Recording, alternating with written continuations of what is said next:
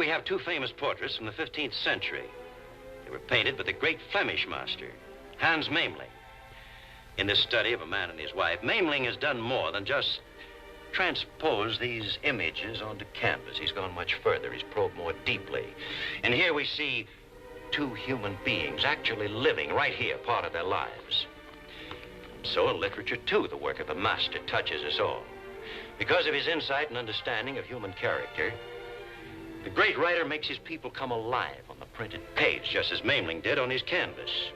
The great writer makes his people live in our hearts, in our minds, in our imaginations. I'll be back in just a moment with our story.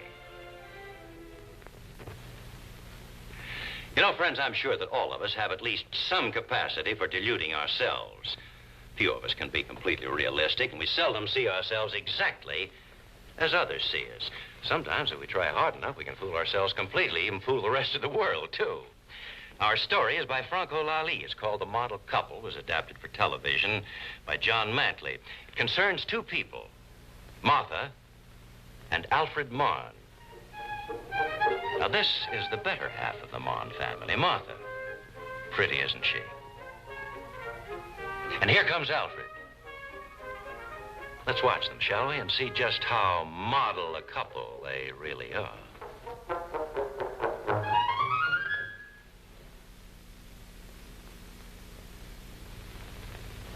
Martha? Yes, Alfred? Are you alone? Yes, quite. You can come in. Lovely. Your husband? Been called away on business. You won't be back till Monday. Good. That means we'll have the whole weekend to ourselves. Oh, yes, Alfred. The whole long, sinful weekend. Ah, yes. And we must make the most of it, mustn't we, my dear? Yes, dear. You're late. And you're lovely. You idiot. I called the office and they said you'd left over an hour ago. Quite so. I, stopped on the way home to do a bit of shopping. Oh, not another gift, Alfred. You shouldn't. But why shouldn't I? A wife such as you deserves the very best that any man can give her. Oh, you dear, let me... No, not so fast. You've got to deserve it first. If you answer all my questions correctly, it's yours. Yes, sir? Now then, what earth-shaking event took place some 40, shall we say, 30-odd years ago on a Friday? You were born April 22nd, 19... That will do. What other fortunate occasion arose some years later, also on a Friday? We met June 17th. We fell in love, and... And on a Friday, 7 months, 3 weeks, and 4 days later... We were married. Exactly. Mrs. Marn, your catechism is unquestionable. Correct to the last detail. But your reward. Thank you. What is it? Guess? A watch? No. Bracelet? No. Earrings. Oh, Alfred. Do you like them, my precious? Oh, I adore them. Oh, darling, you shouldn't have been so extravagant. Oh, there's nothing too good for the perfect partner in a perfect marriage. What's more, they're for a very special occasion. Our big night, the night when the whole town shall gather to pay homage to the model couple. You mean? I certainly do. We've won? We have. The editor of the Citizens Gazette called me this morning to inform me that you and I have been chosen among 50,000 readers as the perfect couple. I can't believe it. Oh, why shouldn't they have chosen us, my dear? Isn't ours the perfect marriage? Well, we've been very lucky. Oh, I wouldn't go quite so far as to attribute it all to luck. After all, I have a talent for marriage. I might even say a gift. Yes. Of course you have, dear. You, on the other hand, are also endowed with somewhat similar attributes. We are, as the French say, en rapport. Ah. En rapport. Yes, the editor told me so himself when I went up to see him to make arrangements for the banquet to be given in our honor. Banquet? Precisely. For us? Mr. Morn, he said, you and your charming wife are a rare case of conjugal harmony, and we mean to make a public issue of it. Did he say that exactly? Well, perhaps not in those exact words, but that was what he meant, my dear. And he should be something of an authority, what with 3 wives and 3 divorces. He certainly should, dear. Oh, and our pictures are going to be published in the papers. And I shall have to make some sort of a speech at the banquet, you see. Speech? Of course. Oh, how frightening. What will you say? Oh, I'll be brief. I've made a few succinct notes. Here, I'll say, ladies and gentlemen. Darling, excuse me just a moment. Why don't you make it over there, standing up now? Oh, excellent suggestion. That will sort of give me the feeling of having the floor. Yes. Just a minute.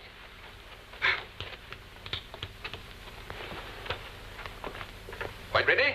Ready? Now then. Ladies and gentlemen. How beautiful. Yes, my dear. Mark the emphasis I place on this. Ladies and gentlemen. Very good. Very good indeed. Very good. We like to think of the partners in a marriage as a pair of horses. I thought of saying a pair of thoroughbred horses, but it occurred to me that this might offend the working classes. Oh, yes, that's very wise of you. Very wise of you, dear. Please go on. Yes, dear. As the partners in a marriage, as a pair of horses, and the marriage as the coach they draw. Now, if, and I say again, if, on the road, that is on the journey, through the veil of married life. Through the veil of married life. How beautiful. Yes, I rather like that expression myself, my dear. If on the journey through the veil of married life, the horses keep pace, the coach glides along serenely, smoothly, joyfully. But if, on the other hand, one horse gallops while the other trots, or one shies in one direction, while the second pulls in another, the coach is buffeted unmercifully and eventually winds up in a ditch. Alfred. Alfred, you are simply overpowering. Thank you, my dear. Now then, how does the metaphor strike you? Does it put the idea across? Oh, it's very graphic, very graphic. You have such a wonderful gift of expression. Thank you, my dear. I can't get over that veil of married life. It sends a little shiver of something or other right through me. But, Alfred. Yes, dear. What about the secret of marital happiness? Weren't you supposed to explain that? Oh, yes, my dear, yes. But we must keep the most dramatic revelation for the end, mustn't we? Ah, yes, I see. I'll crush them with the secret at the end. I'll say, ladies and gentlemen, of this great community you have so honored us here tonight, the secret of happiness in marriage is merely the woman.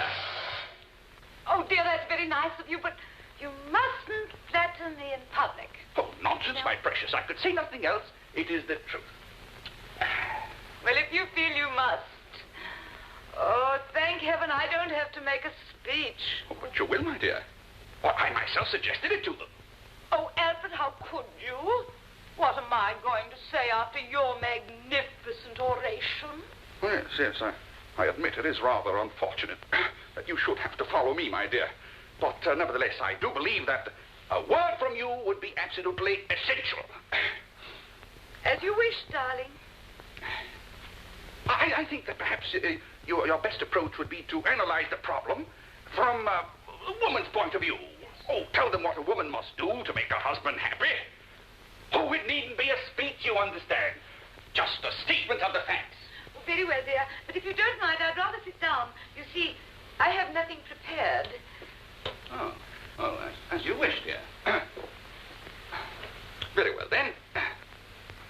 Well, then I think perhaps I should begin by saying that a good wife should love her husband and be reasonably faithful to him. Reasonably faithful, my dear? Oh, well, you see, dear, there may be just a few women in the audience who are given to mild flirtations, and I shouldn't want to frighten them by making the rules too strict. Yes. I take your point, but nevertheless, doesn't that put me in a rather peculiar light here? Oh, I don't think so, dear. No. No, after all, we are the perfect couple, so that our standards are above the rules. Yes, well, nonetheless, do go on, my sweet. Well, then, she must respect him, have faith in his judgment, his work, and, of course, his future. And then a good wife should never, never forget the old proverb. Proverb? That the way to a man's heart is through his stomach. Amazing! Absolutely amazing, my precious. You know, I think that if it weren't for my forceful delivery, there would be a very good chance of your making a better speech than your husband. Oh, Alfred, am I never going to break you of the habit of exaggerating? Never, my precious. Oh, speaking of stomachs, what is that delicious aroma emanating from the kitchen? Your favorite dish. No. Yes, and now that you mention it, I think I'd best go have a look at it. Yes. Oh, were you expecting someone, dear? No, but I'll go have a look and see who it is. Yes.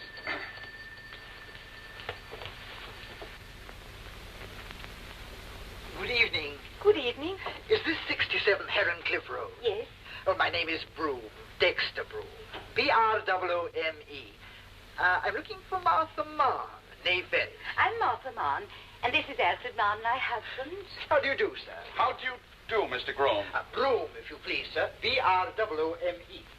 Broom, yes. Well, what can we do for you, Mr. Broom? Oh, it's not a question of what you can do for me, Mr. Mann. No, not at all. It's what I can do for you. Yes, indeed.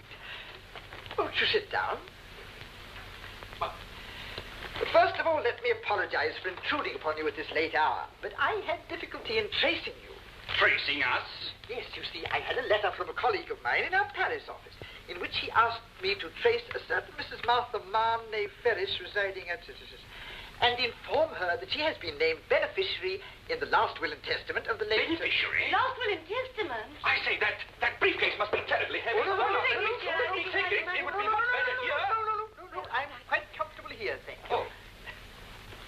Well, then. Allow me to congratulate the fortunate lady. Thank you. Not at all, not at all. And now then, I suppose you'd like to know the amount of this legacy. Yes. Well, yes. Well, it's for a sizable amount. You are in for a surprise. Oh, how nice. How much is it? Yes. Oh, please, Mr. Broom, the amount. The amount? Yes. Oh, yes. Well, it's for... Oh, that's funny. I wonder where that came from. Sandwich. Tongue, I believe. Do you care for tongue, Mr. Mann? Mr. Broom, the legacy, please. Oh, the legacy. Yes. Yes. Well, it's for, 10,000 pounds. What? 10,000 pounds. I told you, didn't I? Didn't I tell you? I knew it would be a surprise. Who on earth could have left my wife 10,000 pounds? Who? Yes, who? A certain Louis René. Louis René. Never heard of him. I said, are you quite sure that there's been no mistake? I mean to say, are you sure that it's my wife that this money's been left to? Positively. There's no possibility of any error. Oh, my goodness gracious me, no. I've checked most carefully. There were several dozen Martha Ferrises and even 2 Martha W. Ferrises. But only one Martha W. Ferris whose married name was Mann. Oh, yes. Martha W. Ferris Mann. That is you? Oh, yes, of course. Yes. But I don't really know any Louis René. Makes no difference. No difference at all. The money is legally yours. But why? Why? Yes, why? Well, the letter doesn't give any reason for the bequest. Strange, isn't it? Yes, very. A distant relative, perhaps? No, but my wife doesn't have any relatives in Paris, have you, my dear? No, none at all. And I don't really know any Louis René. Matter of fact, Martha's never been in Paris, have you, dear? Oh, well, yes, I was. Oh, yes, I remember now. That fortnight I spent in Manchester. Yes. But then, Couldn't possibly have anything to do with it, could it, dear? But of course not, Alfred. How could it? Oh, Mr. Broom, exactly who is... beg your pardon, I mean to say, who was this Louis René? Well, I really don't know. The letter doesn't say. Just, trace a certain Mrs. Alfred Marn, née Ferris, etc., etc., etc., inform her, etc., etc., bequeathed the sum of £10,000 from the estate of one Louis René. That's all. No conditions, no explanations, nothing. Conditions? Yes, I believe there was something like that. Yes, of course. I'll find it in just a minute. It was nothing very difficult, I know. Here we are. Yes, on condition that she forgive him. Forgive him? And have a mass said for his soul at least once a year. I knew it was nothing very difficult. Would you mind reading that again? Not at all, not at all. Sometimes my phrasing is a little faulty. On condition that she forgive him and have a mass said for his soul at least once a year. Mm-hmm. Exactly what I thought you said, Mr. Brougham. Martha, Yes, Alfred? are you quite sure that you've never met this French chap in Paris? I did nothing of the sort. Well, obviously, my dear. If he says you must forgive him and have yearly masses said for him now, really, Martha, it stands to reason that... That what? I don't think it stands to reason at all. Do you for one moment think that I had anything I'm to do with afraid it? to believe what I think. But Mr. Broom here... Broom. I don't care what Mr. Boom says. This is terrible. My name is Broom. I don't care what your name is, and I won't stand here and submit to any more of these insinuations. You're beasts, both of you, and I've never been so humiliated in all my life. Martha! Oh, Martha! never in all my life. Now see what you've done? To see what you've done? I haven't done anything. Oh, yes, you have. In 5 minutes, you've broken up my marriage. That's what you've done. Destroyed the work of 17 years. And this... Do you see this? Don't threaten me. There's nothing wrong with my eyesight. This is the first speech I've ever had a chance to make, and thanks to you, it's now useless. Do you understand? Useless! Oh, good heavens. What a tragedy. Our first quarrel in 17 years. Oh.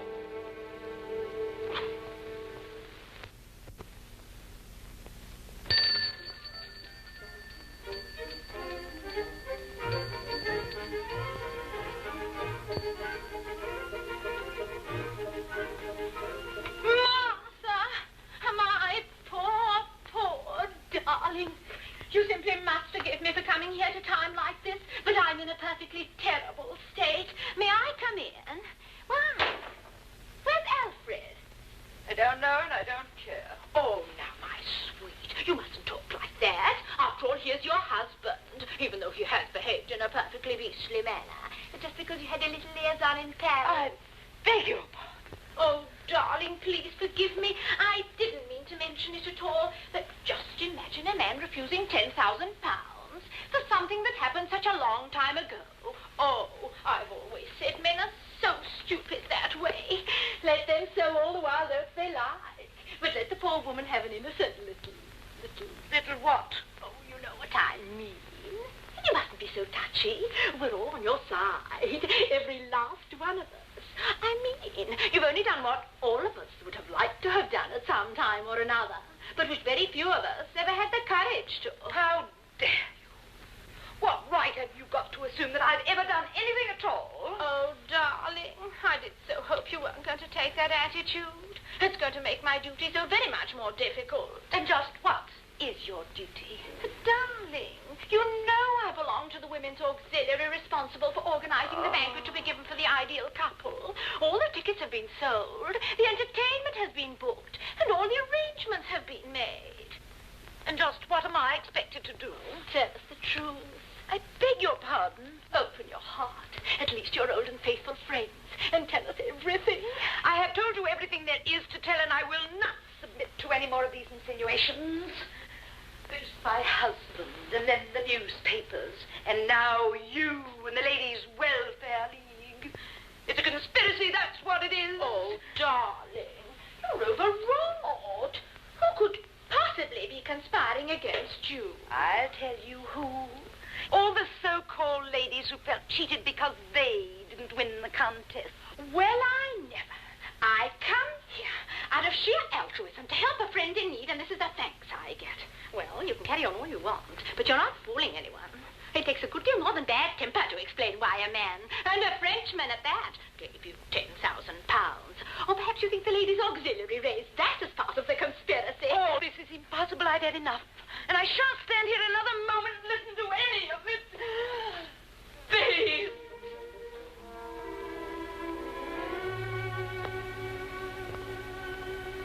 My poor dear Alfred, you must be exhausted by all this. Go away. Oh, there now. Come and sit down. I know how you feel.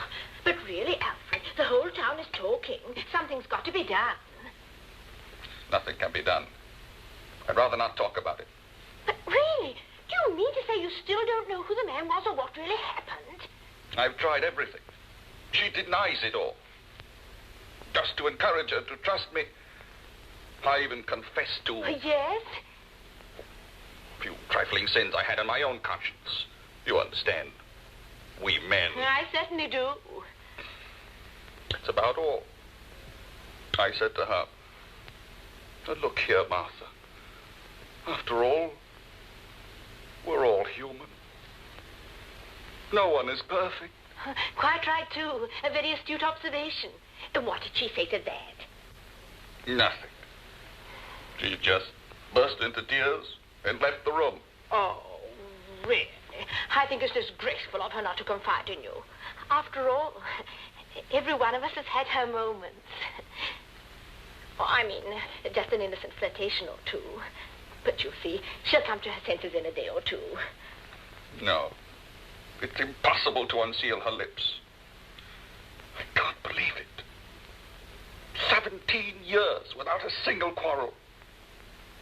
17 years of harmony and adoration. She's told me so many times that she's never loved any other man but me. Really? I'm not going to answer it. I've no explanations to give to anyone. I'll take it. Are you there? Who? The newspaper? Oh, well, she's not here at the moment. Will you tell me what it's all about? Oh, I'm a sort of friend of the family. Oh, well, I'll see if I can find her. It's the newspaper. To the devil with them. They started this whole ruddy mess.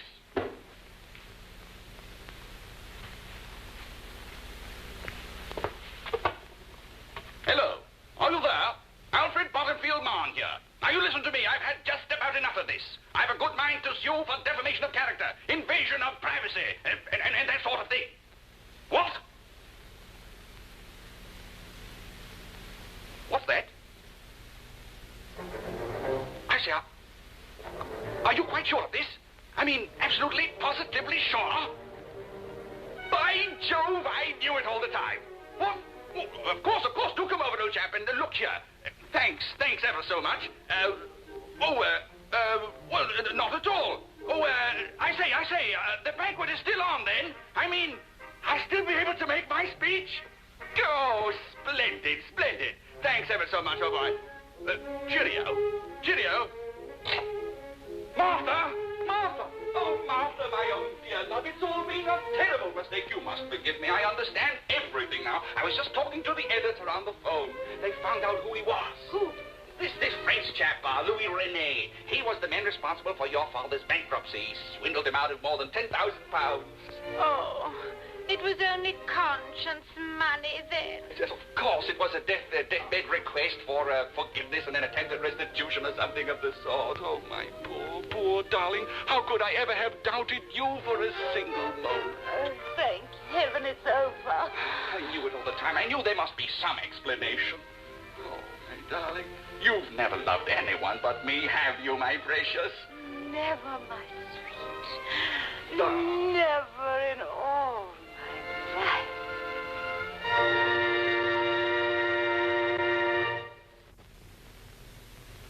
Well, friends, I hope you enjoyed our play. I'll be back again next week with another masterpiece of literature. So, until then...